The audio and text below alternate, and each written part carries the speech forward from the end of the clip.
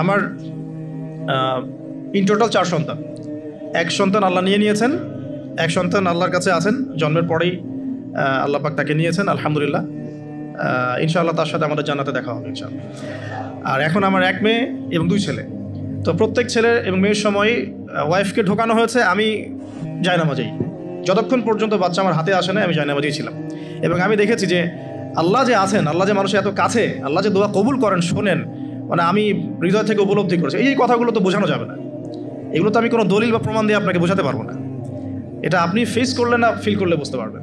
তো সেজদায় দোয়া করতে করতে চোখের পানি ফেলার সাথে সাথে দেখা যায় যে নার্স এসে বলেছে আমাকে যে আর কাঁদতে হবে না, এই যে মেয়ের কান্না শোনেন।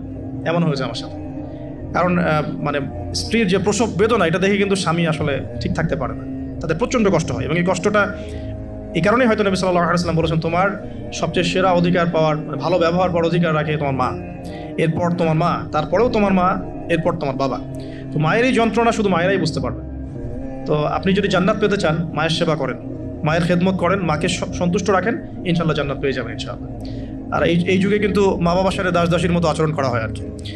তো খেয়াল রাখবেন এই বিষয়গুলো, মায়ের হকটা কখনো নষ্ট করেন না। আর তার মেয়েদের প্রতি একটাই আমার, মানে তাদের প্রতি আমার কনসেপ্ট অফ ভিউ হচ্ছে এরকম যে কঠিন হয়ে তাদের সাথে কোনো লাভ নাই।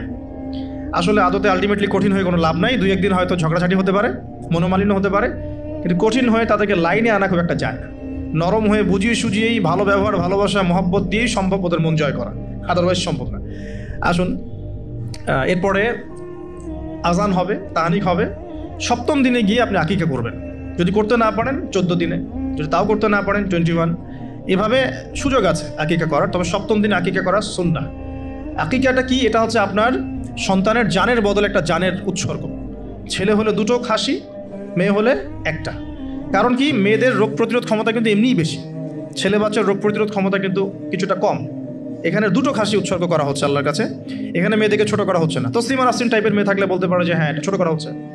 তো আশা করবো যে আমাদের এখানে এমন কোনো মেয়ে নাই।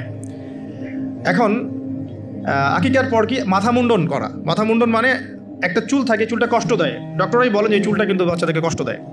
এই চুলটাকে কামিয়ে ফেলা। যদি মাথায় কোনো প্রবলেম থাকে, ডক্টর বলে না এখন করার দরকার নাই, সেটা আলাদা ইস্যুস, কিন্তু নর্মালি কামিয়ে ফেলা উচিত। এবং চুলের ওজন করতে হয়, এই চুলের ওজনের সমপরিমাণ রূপা আল্লাহর পথে সদাকা করতে হয়, এটা সুন্নাহ। তো এটা করবেন। তারপরে আকিকা করলেন, আকিকা আপনি যেভাবে গোশত বন্টন করেন সেভাবে করবেন। বাচ্চা এখন জন্ম হয়েছে, আপনাদের নতুন অধ্যায় শুরু, এই প্যারেন্টিংস আপনার এখন শুরু হচ্ছে আর কি। এখন আপনার জন্য প্যারেন্টিংস বইটা আমি সাজেস্ট করছি এবং আমি কিছু বলে দিচ্ছি আর কি। দেখুন, আদম আলাইহিস সালামের দুই ছেলের সম্পর্কে প্যারেন্টিংসের মধ্যে কথা এসেছে। আদম আলাইহিস সালামের 2 ছেলের সম্পর্কে কিন্তু কথা এসেছে। 1 নম্বর হাবিল কাবিলের ঘটনা মনে আছে? 2 সন্তান পরস্পরে হিংসা বশত কিন্তু এক ভাইকে হত্যা করে ফেললো। যদি আপনাদের একাধিক সন্তান থাকে, কারো প্রতি পক্ষপাতিত্ব করতে যায় না, তাহলে কিন্তু হাবিল কাবিলের মতো সম্পর্ক করে উঠবে আর কি। আর এই যুগে তো হাবিল কাবিলের সম্পর্ক এখনও চলছে। এখানে বহু কাবিল ঘুরে বেড়াচ্ছে দাড়ি টুপি নিয়েই, তাই না? এখন হাবিল কাবিল সম্পর্ক তো এখন আছে আর কি। কুরবানি কবুল হচ্ছে, আমারটা হচ্ছে না কেন? খেদমত হচ্ছে, আমি পারছি না কেন? মানুষ ওখানে ছুটছে, আমার কাছে আসে না কেন? ওই ওয়াজে 2 লাখ লোক হচ্ছে, আমার ওয়াজে হচ্ছে না কেন?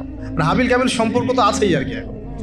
তো কাবিল কি করবে? হাবিলকে এলিমিনেট করার চেষ্টা করবে, হাবিলকে দুনিয়া থেকে সরাতে হবে, তাহলে সে সফল, তার ধারণা এমন। অথচ এই কাজের ফলে কি হয়েছে, তার আমল নামে সমস্ত খুনের গোনা কিন্তু যাচ্ছে একটা একটা করে। হিংসাত্মক মনোভাব গড়ে না ওঠে, এই জন্য ছোটবেলা থেকে শিক্ষা দিতে হবে যে সে তোমার বড় আপু, সে তোমার ভাই। হ্যাঁ, সবাইকে আপনার একটা ইনসাফ প্রতিষ্ঠা করতে হবে। কোরআনে অনেক দলিল আছে। আপনি ইব্রাহিম আলাইহিস সালামের ঘটনা দেখেন, যে তার সন্তানকে মানুষ করেছে তার মা হাজরা আলাইহিস সালাম। ইব্রাহিম আলাইহিস সালাম কিন্তু সেখানে রেখে চলে আসছেন, মানুষ করেছে কিন্তু তার মা। তো যেই হাজরা আলাইহিস সালাম বলছেন যে ইয়া ইব্রাহিম, হে ইব্রাহিম, আপনি আমাদেরকে কেন এখানে রেখে যাচ্ছেন? তখন ইব্রাহিম আলাইহিস সালাম বলছেন যে আল্লাহর আদেশে। তখন হাজরা আলাইহিস সালাম বলছেন যে যদি আল্লাহর আদেশে আপনি আমাদেরকে এখানে রেখে যান, জনমানব শূন্য বিরান একটা জায়গায়, তাহলে ইনশাআল্লাহ আল্লাহ আমাদেরকে ধ্বংস করবেন না। এই যে তাওয়াক্কুল আল্লাহর প্রতি, এখন তাওয়াক্কুল কারিনী মায়ের গর্ভ থেকে জন্ম নিয়েছে ইসমাইল আলাইহিস সালাম। ওই সন্তানকে যখন ইব্রাহিম আলাইহিস সালাম আরও কয়েক বছর পরে এসে বলছেন ইন্নী আরা ফিল মানামি আন্নী আযবাহুকা, আমি স্বপ্নে দেখেছি তোমাকে জবাই করছি, ফানজুর মাযা তারা, তোমার রায় কি আমাকে বলো।